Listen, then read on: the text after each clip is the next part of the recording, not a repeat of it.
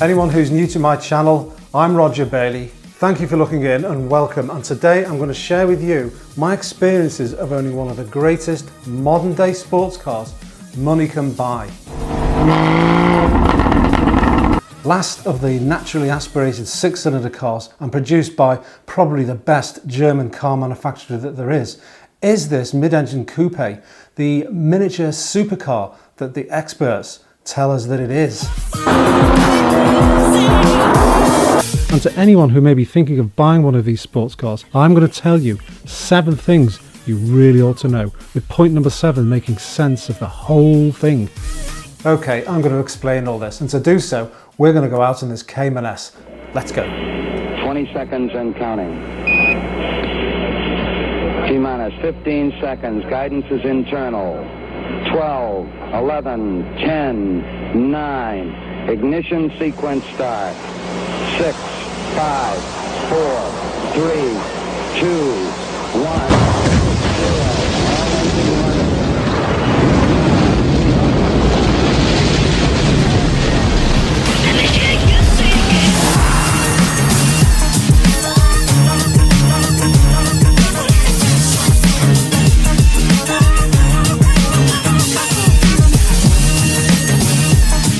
Banana shake, please. What was that? Thank you.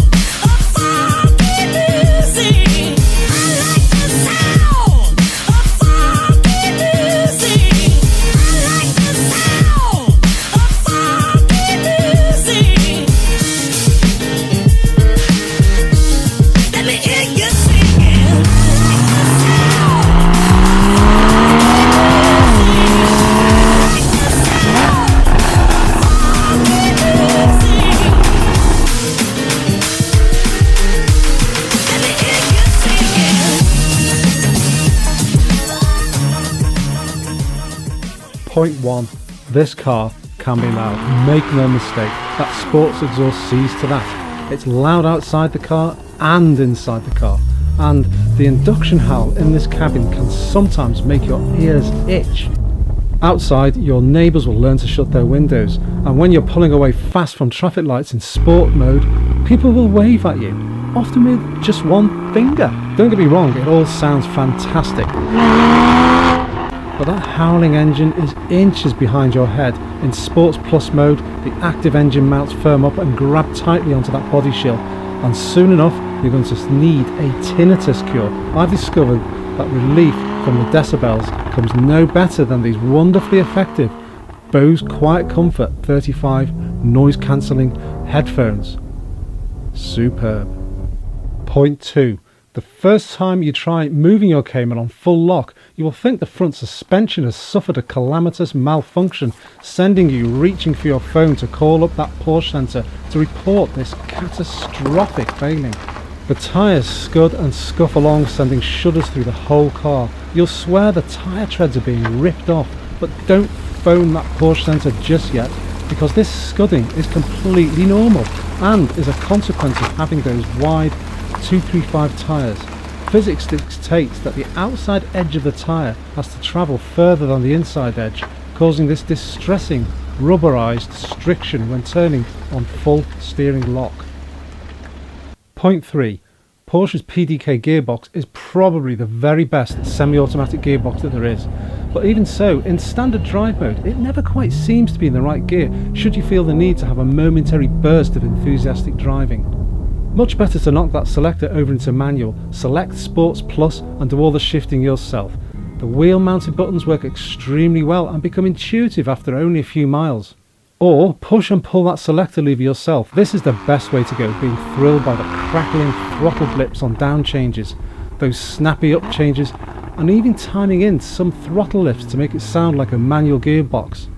You'll find yourself changing down, then up, then down again just for the sheer fun of it. Point number 4. You have no spare wheel, no tyre inflator, so this is so mean of Porsche. You should check out these handy secret storage boxes right here and see if a considerate previous owner has left you a tyre inflator, just like I have. Point 5. You simply can't break these cars. Porsche's quality control, attention to detail, ingenious engineering is all here in the Cayman, and it shows. How many issues have I had with this car in the last 6,000 miles and the last 16 months? That will be a complete 0. Point 6. The money you will lose in depreciation might also be 0. Okay, that might be stretching the truth a little bit, but at the time of posting this video, my car is advertised on Auto Trader for £1,000 more than I paid a Porsche Centre for it 16 months ago. And considering its low mileage and flawless condition, it's even one of the best value offerings out there right now. And so on to point 7. So the main point you really should know about, and the point that I've been wanting to tell you about the most, is that you should make no mistake. This car is complete, endless, unadulterated driving enjoyment. It is the most supreme of modern driving experiences. The Cayman can beguile you. It will stay in your thoughts long after you have parked it up. It steers, grip, handles, accelerate in a way that induces feelings of well-being more than any car I have ever experienced. It has an appetite for twisty back roads. It can be used as a daily driver, and at the same time it is a precise and seriously quick track day car. You can cruise on a congested road or drive the door handles off it. If you choose the Cayman, it will perform all of this and all to that glorious sports exhaust soundtrack.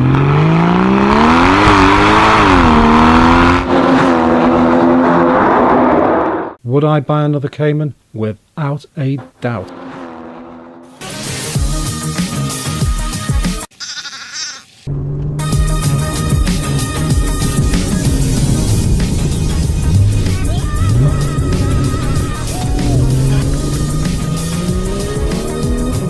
And so should you buy one? Well, I can't think of what else there is around for this kind of money.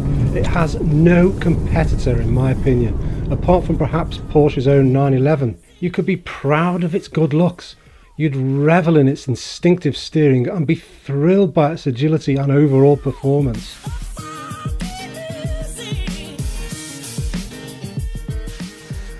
So, if you can buy this car, you really should. Or at the very least, call into your nearest Porsche dealer and ask to see, in fact no, beg to sample this sublime, never to be repeated, model variant 981 Porsche Cayman S.